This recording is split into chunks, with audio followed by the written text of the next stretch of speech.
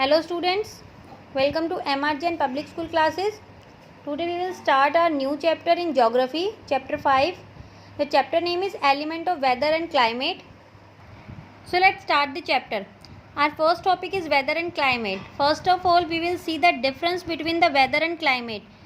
Weather short term period के लिए होता है और क्लाइमेट लॉन्ग टर्म पीरियड के लिए होता है. देखिए यहाँ डिफाइन किया हुआ है, एक डेफिनेशन लिखी हुई है. Weather is a state of atmosphere at a given place or an area over a short period of time and climate is a average weather condition prevailing in a place over a long period of time.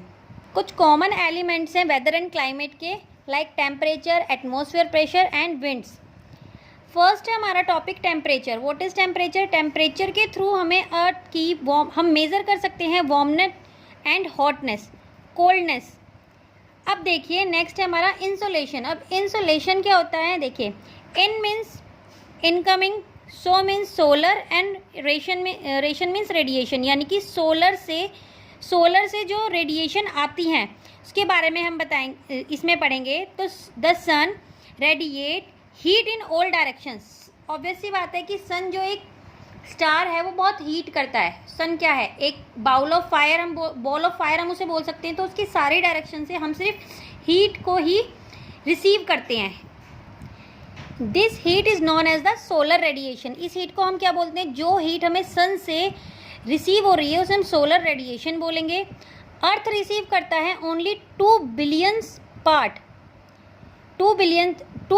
Part of the heat radiation by the sun due to इस distance from the सन.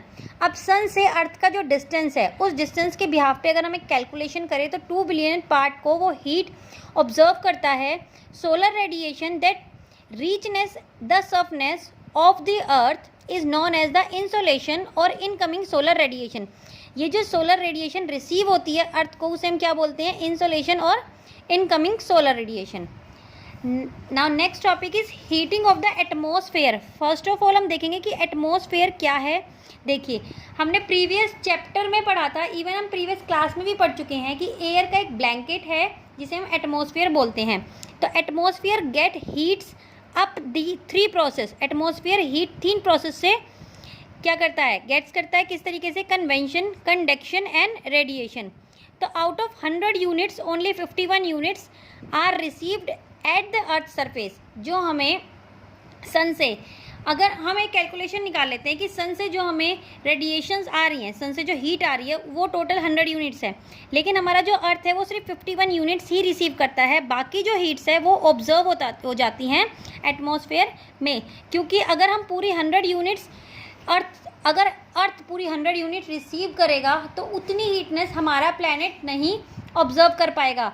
हम यहाँ पे survive नहीं कर पाएंगे. तो हम कितनी यूनिट सिर्फ ऑब्जर्व करते हैं? 51 यूनिट्स हमारा अर्थ जो है वो रिसीव करता है. देखिए ये मैंने एक डायग्राम बनाया है टेम्परेट जोन का.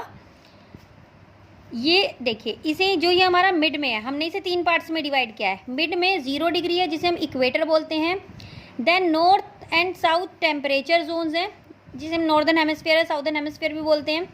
फिर ये है 23 हाफ पर, ठीक है. और ये टेम्परेट जोन है 66 half north and south. Then है south frigid zone and north frigid zone, जिन्हें हम पोल्स भी बोलते हैं, north poles and south poles. ये 90 डिग्री पे लोकेटेड हैं. अब ये मिड वाला तो हमारा इक्वेटर हो गया. इक्वेटर से ऊपर, अगर इक्वेटर से 23 हाफ तक हम जाते हैं तो नॉर्थ साइड में इसे हम ट्रॉपिक ऑफ कैंसर बोलेंगे और साउथ साइड में इसे हम ट्रॉपिक ऑफ कैप्रिकॉन्स बोलेंगे. इसी के साथ अगर हम 66 हाफ तक जाते हैं तो north temperature zone and south temperature zone, इसे हम एंटार्क्टिक सर्कल बोलते हैं, उसे हम आर्कटिक सर्कल बोलते हैं. और ये हमारे पोल्स हैं. अब अर्थ कितने पार्ट्स में डिवाइड है, कितने जोन्स में डिवाइड है? 3 जोन्स में. टॉरिड, टेम्परेट और फ्रिज. टॉरिड जोन ये होगा हमारा जहाँ पे सन जो है, सन से हमें डायरेक्ट हीट रिसीव होती है.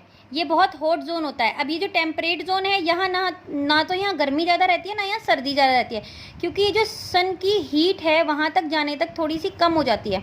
उसके अलावा अगर हम देखें जो हमारे पोल्स हैं, यहाँ तक सन लाइट तो जा रही है लेकिन हीटनेस बहुत कम हो गई, तो वो फ्रिड जोन हो गए. वो पोल्स हो गए, वहाँ पे हमेशा आइस कवर होती है, वो पोल्स हमेशा आइस से कवर होते हैं. तो टोरिड जोन को हम एक्सट्रीमली हॉट बोलते हैं। Temperate zone neither too cold और नो टू हॉट, ना तो वो ज़्यादा ठंडे होते हैं और ना ही वो ज़्यादा गर्म होते हैं। टेम्परेट वेदर रहता है वहाँ पे। फ्रिड जोन, ये वाला पार्ट अर्थ का बहुत ज़्यादा कोल्ड होता है। Now see the next topic, factor affecting temperature. Temperature को कौन कौन से फैक्टर अफेक्ट करते हैं? Latitude, altitude, distance from the sea, wind, ocean current, direction of mountains and aspect. तो यहाँ पे हमारा चैप्टर का फर्स्ट पार्ट खत्म होता है। सेकंड पार्ट में हम इन्हें डिटेल्स में पढ़ेंगे। Thank you, have a nice day.